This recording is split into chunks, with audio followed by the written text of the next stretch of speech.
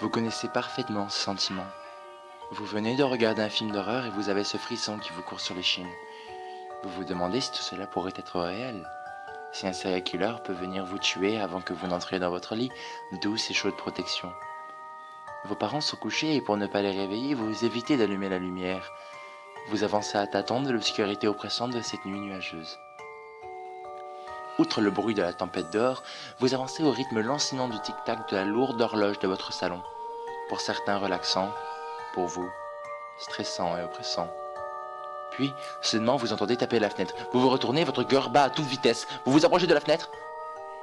Mais il n'y a rien. C'est la pluie qui commence à taper sur les carreaux. Rien d'autre. Puis, dans l'obscurité de la rue, vous croyez apercevoir une silhouette se déplacer vers votre maison. Un éclair illumine soudainement la cour, mais il n'y a personne. Vous vous dites que plus jamais vous ne regarderez de films d'horreur à des heures pareilles.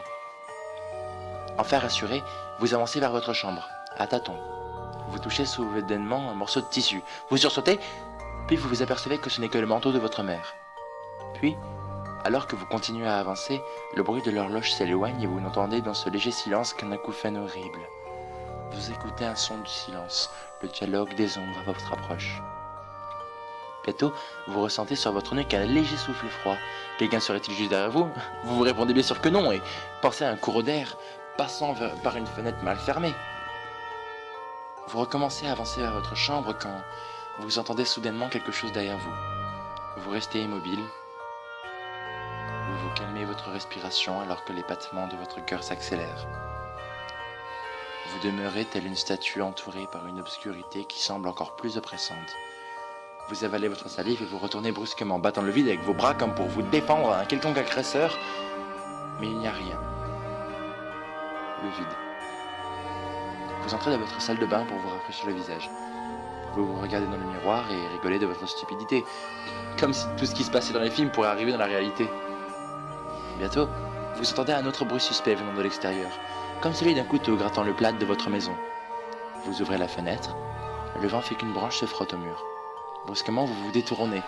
Vous vous mettez à douter du fait que votre porte soit bien fermée. Oui, elle l'est. Soulagé, vous retournez dans la salle de bain, fermez la fenêtre et sortez de la pièce. Entrez dans votre chambre, vous allumez et commencez à fermer les volets.